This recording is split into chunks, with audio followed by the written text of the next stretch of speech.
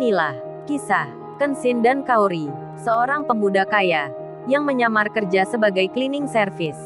Versi Kaori TV, episode 328. Lisa, yang melihat Kenshin dan Kaori berjalan mendekat ke tempat VIP. Lisa pun bicara pada Mbak Dewi. Dengan pelan-pelan ia berkata, "Mbak, coba lihat itu, cowok dan wanita yang tadi, yang sebelumnya Mbak Dewi tegur di kantin. Mereka kok ada di depan? Entar malah duduk di pintu keluar. Khawatir tamu di sini, jadi merasa terganggu." Mbak Dewi itu pun melihat, dirinya juga mengira, ada benarnya kata Lisa, karena tamu yang datang ini memang orang-orang yang penting.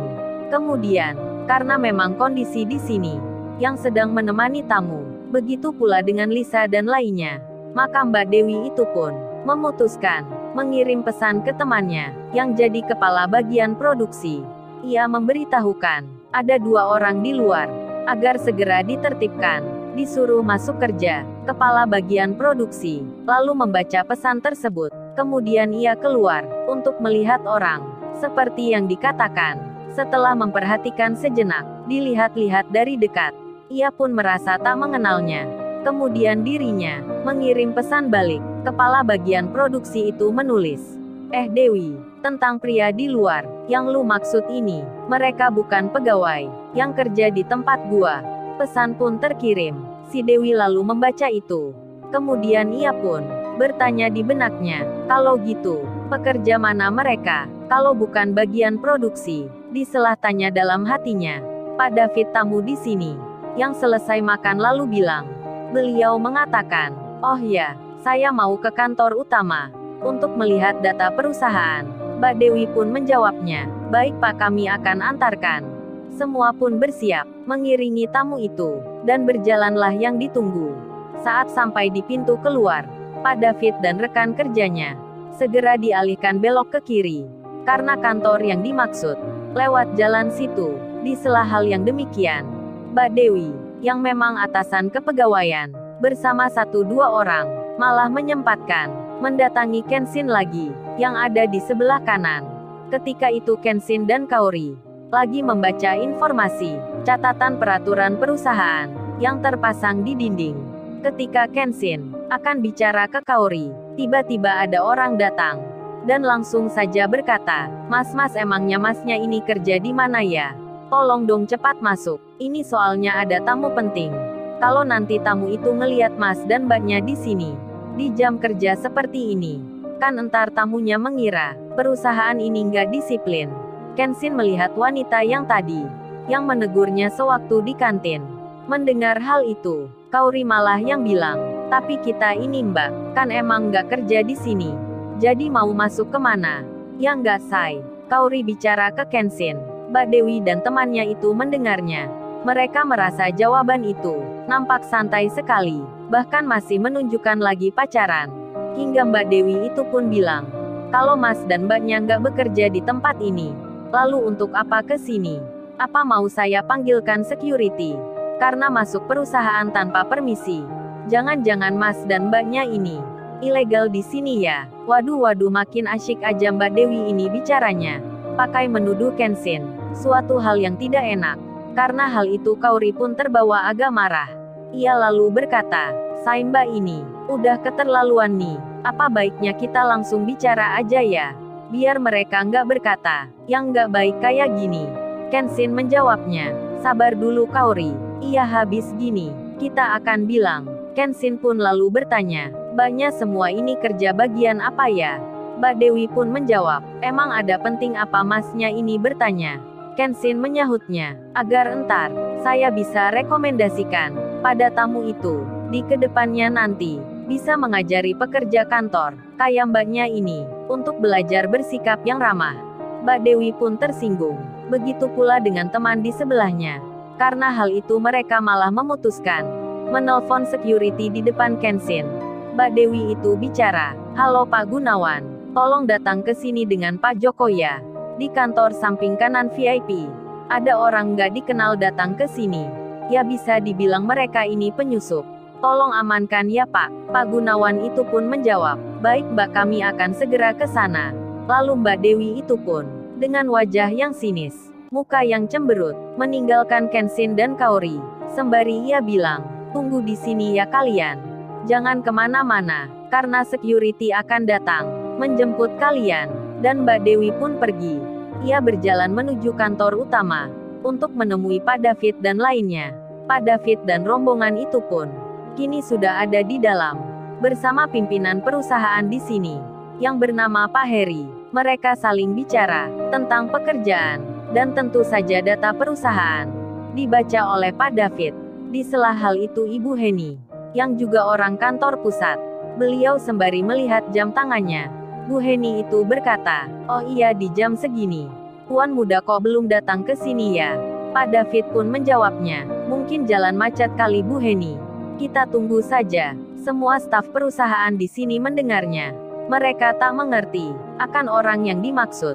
Lalu kemudian, security, yang baru saja ditelepon Mbak Dewi.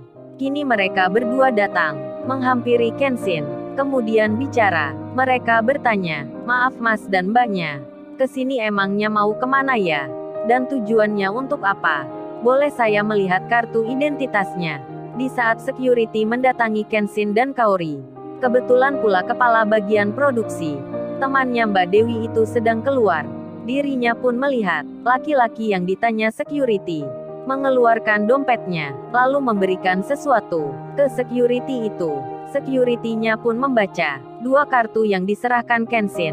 Yang satunya, kartu identitas penduduk, dan yang kedua, saat security itu membacanya, security itu pun langsung mengangkat tangannya, sambil menyuruh teman di sebelahnya untuk mengikuti langkahnya. Pak Gunawan, security tersebut, tiba-tiba hormat ke Kenshin. Beliau pun bicara, selamat datang di sini bos. Mendengar itu, temannya, yang bernama Pak Joko, ia pun mengikuti, hormat pula ke Kenshin.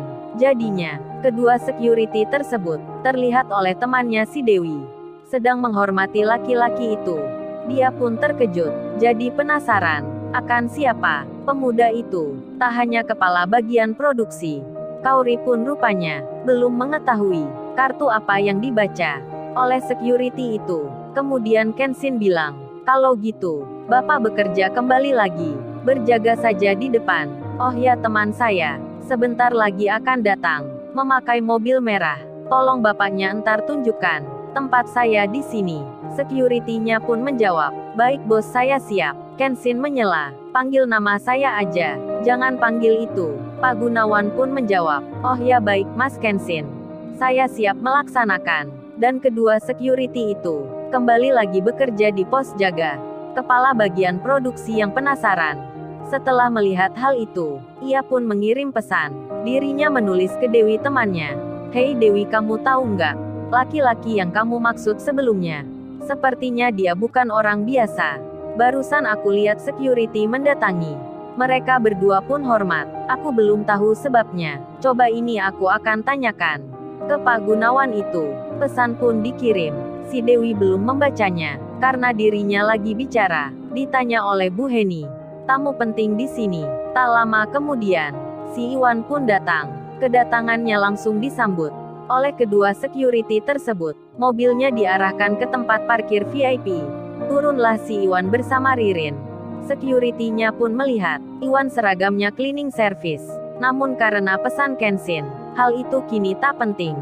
Security-nya nampak menghormati Iwan dan Ririn lalu disapa. Mereka pun tak bertanya keperluannya di sini.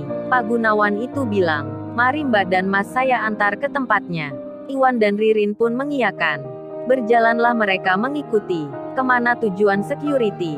Saat sampai di tempat yang tadi, ternyata Kenshin dan Kaori tak ada di situ. Security-nya pun lalu menuju, diarahkan langsung ke kantor utama. Yang di situ ada Lisa, Pak David dan Mbak Dewi.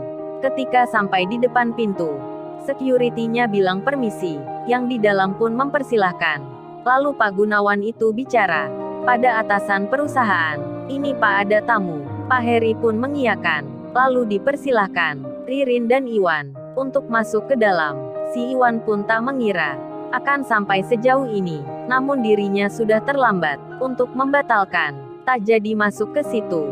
Ketika Iwan ada di dalam, semua mata pun tertuju padanya. karena seragamnya yang cleaning service. Si Lisa pun terheran, sampai ia bertanya, kok dia juga ada di sini? Kan dia ini temannya cowok yang tadi.